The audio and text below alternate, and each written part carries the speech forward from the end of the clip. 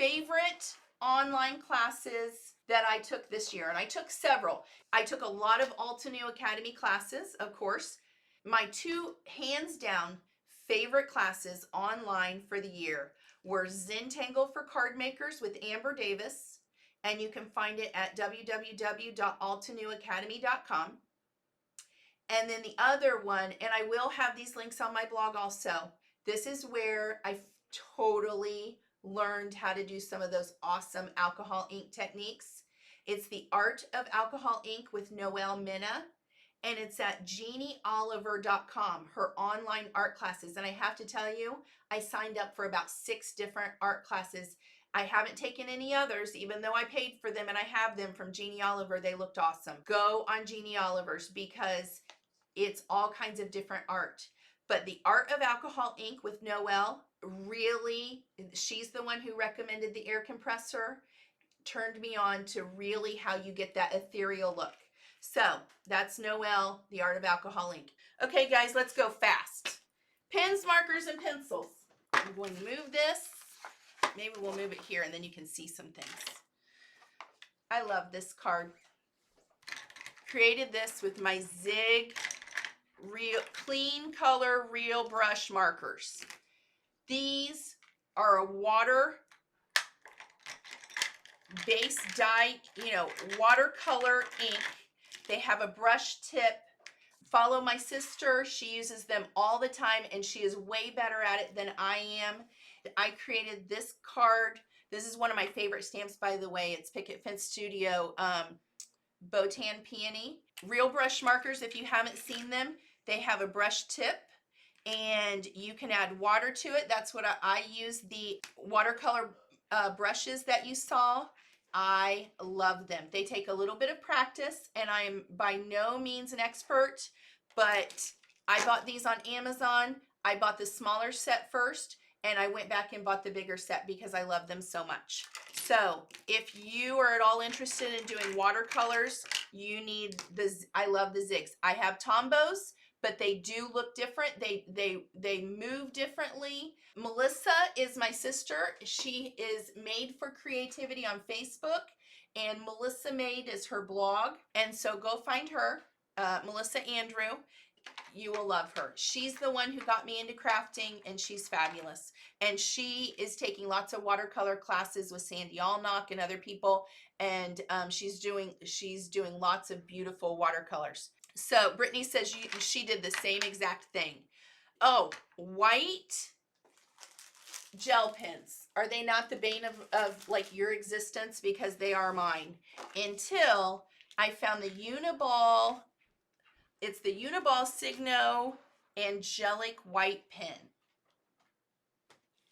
I do not have any problems with this pen. I love it. It writes every time. You can, I wish I had a Q-tip right here. You can kind of smudge it on that little dot and make it give an ethereal look to the star. That's the Uni-ball gel pen. Signo, I'm writing it, Angelic white gel pen. I gave one to my sister when we went to Copic boot camp because I think I didn't I, Miss Watt? Because I love it so much. The other ones, I cannot get them to work. They don't work for me. I have the hardest time. I don't have any problems with this Uni-ball Signo. Favorite, hands down. This is funny. I'm going to go quickly on this. If you fussy cut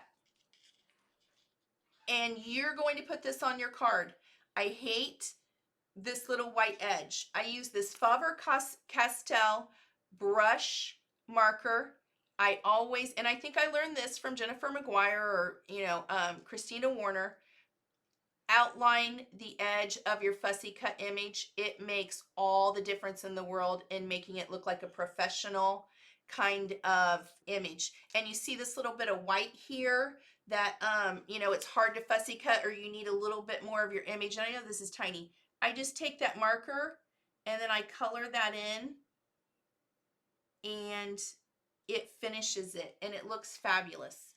And so I don't know if you can see it, but it is so cute, and it finishes the edge, makes it look professional. You don't see all of those little edges from fussy cutting.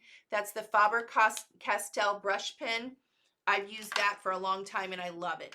If you guys have followed me, you know from the Zentangle class, I do a lot of shading to add interest to my images. I love these chalk pencils. Use a Tortillion with it to blend it.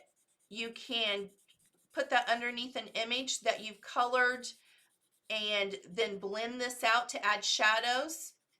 It changes the look of your image completely. It makes it look like an artist colored it and drew it.